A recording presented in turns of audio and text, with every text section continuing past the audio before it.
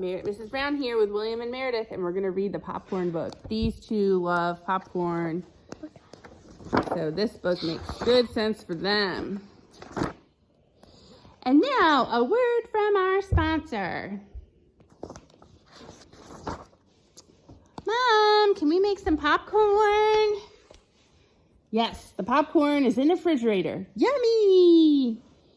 I wonder why Mom keeps the popcorn in the refrigerator. I don't know. I'll go look it up. Here it is. Popcorn is best stored in a tight jar in the refrigerator so the kernels keep their moisture. Boy, this is interesting. Listen. Popcorn is the oldest of the three main types of corn. There is field corn, which we feed to animals like cattle and pigs, sweet corn, which is the kind we eat, and popcorn. Popcorn is what we eat. I like how there's two boys who look like twins, and then there's two cats that look like twins. Twin cats.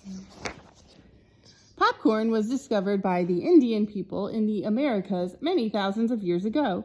One of the first sights Columbus saw in the New World was the Indians in San Salvador selling popcorn and wearing it as jewelry. First, I heat up the pan. But popcorn is even older than that. In a bat cave in New Mexico, archaeologists found some popcorn that was 5,600 years old. That's old.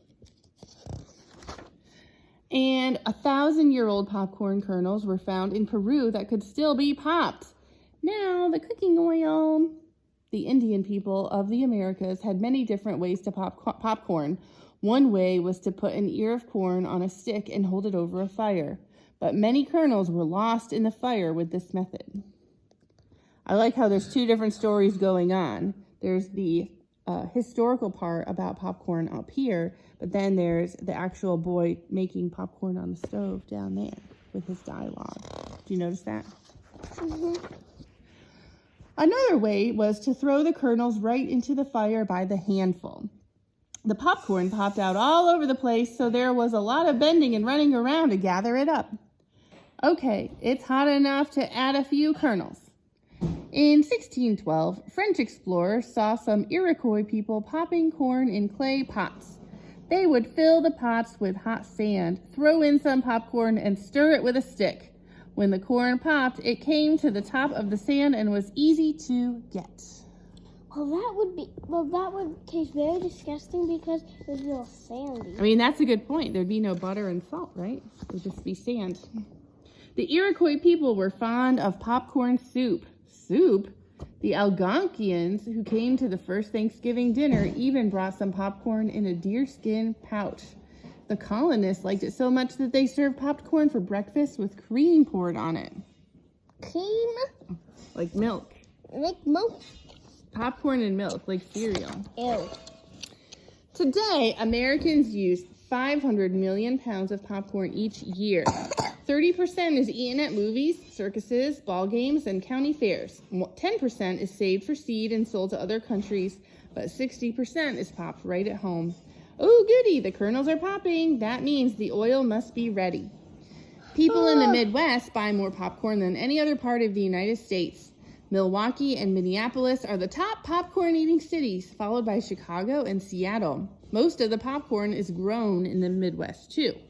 Now I'll put more kernels in the pan and turn the heat up. That makes sense. Hot in my tummy. Sand would hurt your tummy. Yeah.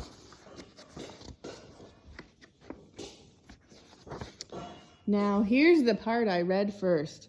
Popcorn is best stored in a tight jar in the refrigerator so the kernels keep their moisture. If the kernels dry out, there will be too many old maids left at the bottom of the pan. Old maids are unpopped kernels. It doesn't look like enough. If the popcorn does dry out, you can add 1 or 2 tablespoons of water to the jar and shake it until the water is absorbed. That hurt my tummy. That would hurt your tummy? Yeah. No, it wouldn't. Yeah. Popcorn pops because the heart of the kernel is moist and pulpy and surrounded by a hard starch shell. When the kernel is heated, the moisture turns to steam and the heart gets bigger until the shell bursts with a pop. Are you sure you didn't put too much popcorn in the pan? Of course not, silly. The Indian people had a legend that inside each kernel... Hey, silly. Not much popcorn in that, Sladdy. Inside each kernel of popcorn lived a little demon. When his house was heated, he got so mad that he blew up. Look at that demon inside those kernels. That boy in now. Mm-hmm. It's a boy in now. There are different kinds of popcorn. White, hull-less, and yellow hull-less are the ones most commonly sold in stores.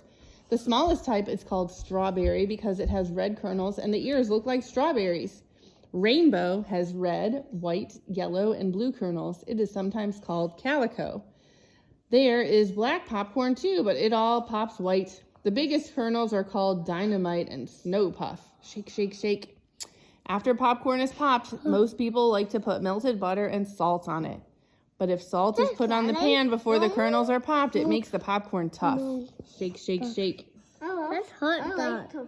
That hurt my tummy. It would hurt your tummy too? Yeah. The tough popcorn? Yeah. There are many stories about popcorn. One of the funniest and best known comes from America's Midwest. One summer, it was so hot and dry that all the popcorn in the fields began to pop. In no time at all, the sky was filled with flying popcorn. Did you make popcorn? It looked so much like a blizzard that everyone put on mittens and scarves and got out the snow shovels. Huh? That's ready. That's ready, Daddy. That's ready, Mom. Help! I have a blizzard too! I knew you put too much popcorn in the pan. Okay, if you're so smart, what do we do now? I know. Clean it up by eating it. The best thing about popcorn is eating it. Ew. That's hurt my tummy. The end. And there's the recipe for popcorn. A recipe is instructions on how to make something to eat. It has everyday way and Friday night popcorn. Yummy, yummy, yummy. Bye, guys. Bye.